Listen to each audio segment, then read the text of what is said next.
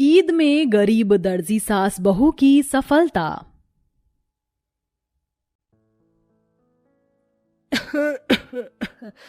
या खुदा, पता नहीं आज इतनी खांसी क्यों उठ रही है। अरे जरीना बहू, देख किवाड़ पर कितनी धूल जमी हुई है, उसे भी झाड़ देना। जी अम्मी, आप बाहर जाकर बैठ जाइए, सफाई में कर लूंगी। जरीना और उसकी गरीब सास सलमा झोपड़ी की सफाई कर रही होती हैं, जिसे देख 5 साल का जैन बोला, दादी जान आप दोनों छपाई क्यों कर रही हो? क्योंकि कल से रमजान है जैन। रमजान मानी ईद होती है दादी जान, है ना? तभी आलिया कहती है, जैनू तू एकदम बुद्धू है, इतनी जल्दी ईद थोड़ी आएगी। पहले तो अगले 1 महीने तक मैं, अम्मी, दादी और अब्बू हम सब रोजे रखेंगे, फिर आखिर में ईद आएगी। ईद का जिक्र सुनते ही जैन बड़ी ख्वाहिश जताकर बोला, अम्मी दे तो ना, मेरे तो साले कपड़े फट गए, मैं क्या पहनकर ईद मनाऊंगा? मुझे नया अचकन वाला कुर्ता चाहिए और मखमली टोपी भी आप दिलाएंगी, बोलो ना अम्मी। ईद के लिए जैन के मन में बेसब्री देखकर जरीना दुखी हो जाती है। या अल्लाह, अभी तो घर में खाने के लाले पड़े हैं, कल का भी नहीं पता कि रमजान की सहरी और इफ्तार क्या खाकर करेंगे। जैन बेटा, तुम तो जानते हो तुम्हारे अब्बा जी का काम नहीं चल रहा है।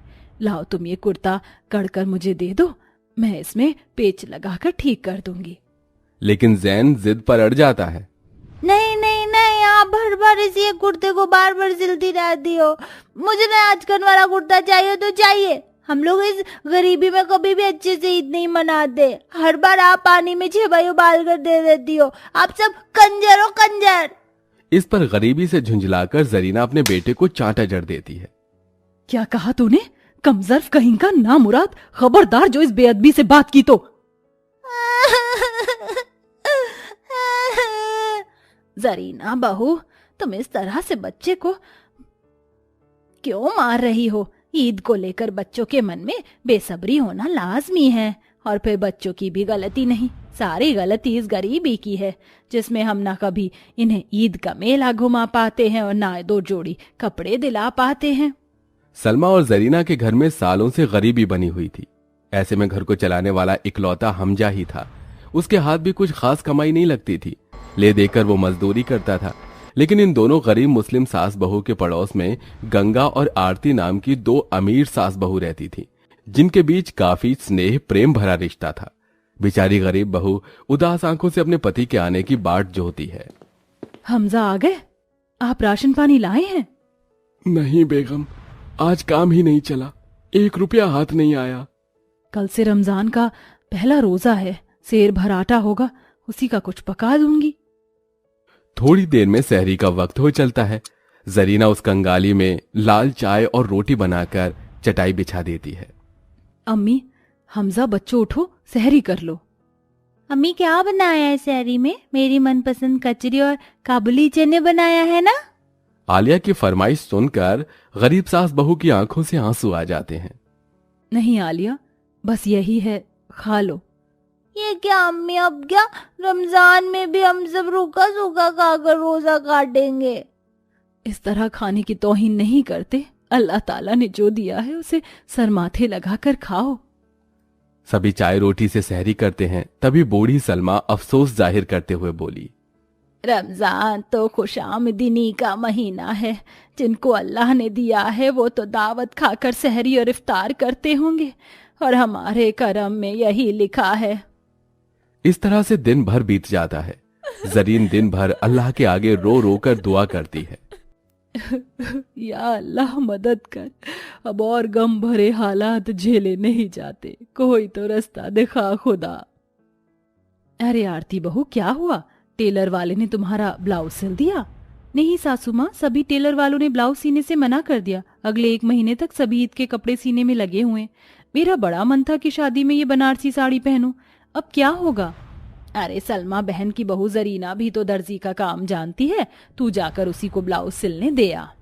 आरती ब्लाउज का कपड़े लेकर जरीना के घर आती है, जहां वो उदास बैठी हुई थी।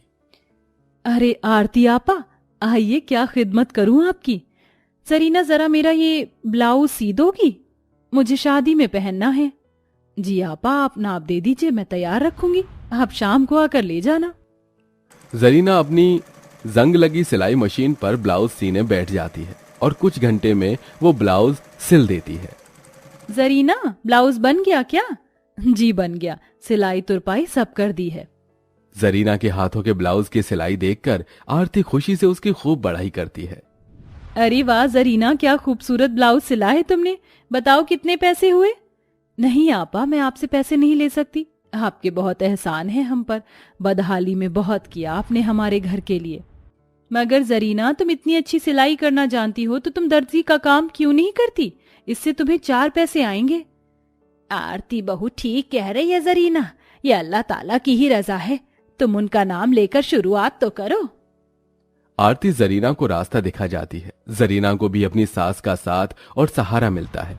इसके बाद वो घर के बाहर बोर्ड टांग देती है। धीरे धीरे लोग आना शुरू हो जाते हैं।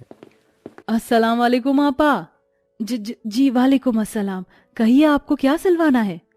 जी मुझे ईद का जोड़ा सिलवाना है, शरारा सूट सिलाना है। एक बार आप ये कपड़ा देख लीजिए, ये सूट के लिए ठीक तो रहेगा ना? आप दर्जियों को तो कपड़ों का इल्म होता है। माशाल्लाह, कपड़ा तो बहुत ही मखमली है, इसका सूट खूब फबदार बनेगा। आप मुझे अपना नाप दे दीजिए। मगर मुझे सूट ईद के 2 दिन पहले ही चाहिए। वो क्या है ना, एक जोड़ा मुझे ईद के अलविदा इफ्तार पर पहनना और दूसरा ईद के दिन। जी बेशक मिल जाएगा।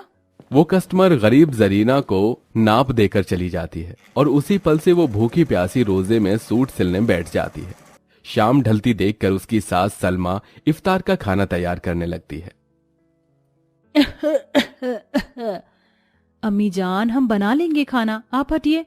अरे बहू, दिन भर तो मैं आराम ही फरमाती हूँ, थोड़ा काम अपनी बूढ़ी सास को भी कर लेने दे। तू तो खुद रोजेदार होकर सारा दिन कपड़े सीने में मशरूफ थी, जाकर आराम कर ले। अब ये सुई धागे तो मुझे दिखते नहीं जो तेरी मदद कराऊं। ऐसे ही दिन गुजरते हैं। दोनों गरीब सास बहू रमजान में भूखी प्यासी होकर भी कड़ी मेहनत करती हैं। जहां सलमा घर के काम देखती तो वहीं उसकी गरीब दर्जी बहू पूरी मेहनत और लगन से सिलाई मशीन पर आंखें गड़ाकर कपड़े सिलती। धीरे धीरे ढेरों ग्राहक ईद के कपड़े सिलाने के लिए उसके पास चले आते हैं। मगर इन सब के बीच में भी वो गरीब दर्जी बहू 5 पहर की नमाज अदा करना नहीं भूलती। अल्लाह मियाँ, ये आपकी ही बरकत है जो मुझ गरीब दर्जी के पास आज इतना काम है, अपनी दया बनाए रखना, आमीन। अम्मी जल्दी से आ जाइए, देखिए आज दादी जान ने इफ्तार की दावत में कितना सब बनाया है। कचरी, कोरमा, कबाब, शरबत, आलू बुखारा और खजूर भी। आओ जरीना। फिर सब मिलकर बड़ी खुशी के साथ इफ्तार करते हैं। तभी एक महंगी सी गाड़ी उस गरीब दर्जी बहू के घर के बाहर आकर रुकती है। इस घड़ी कौन हो सकता है? तभी सिर से पांव तक सफेद कुर्ता पजामा और टोपी पहने एक अमीर पठान अपनी बेटी के साथ उनके घर में आता है। जी अस्सलाम वालेकुम, कहिए क्या काम है? मेरा नाम वसीम शेख है। सुना है तुम बहुत ही अच्छी कढ़ाई सिलाई जानती हो। यह मेरी बेटी अनूम है, इसके लिए 12 जोड़े तैयार करने हैं ईद के लिए, और मैं अपने पूरे घराने के कपड़े भी तुमसे ही सिलवाना चाहता हूँ।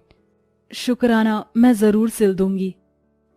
तो फिर मेरा नाप ले लीजिए। वासिम शेख बहुत ही अमीर व्यक्ति होता है। उसके पूरे परिवार के लिए ईद के कपड़े सिलकर देती है, जिसके बदले में उसे बहुत पैसे मिलते हैं।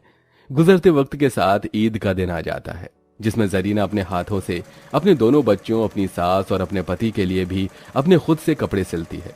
तो वहीं जैन झोपड़ी के बाहर बैठकर बाकी बच्चों के सुंदर सुंदर चमकते मखमली कपड़ों को निहारते हुए मुंह लटका कर कहता है, सबने कितने सुंदर सुंदर कुर्ता और मखमली टोपी पहनी है, मेरा कुर्ता फटा हुआ है। अम्मी ने मुझे कपड़े भी नहीं दिलाए। जैन, ये देखो, अम्मी ने खुद अपने हाथों से तुम्हारे लिए कितना प्यारा कुर्ता सिला है, अब जल्दी से पहन कर आओ। कुर्ता देखकर जैन बहुत खुश हो जाता है। वहीं दोनों सास बहू मिलजुल कर ईद की दावत में बहुत कुछ बनाती भी हैं और खुशियों भरी ईद मनाती हैं। सभी की तरह इनका घर भी ईद में रोशन होता है और दोनों सास बहू अपने दर्जी के काम से सफलता भी हासिल करती हैं।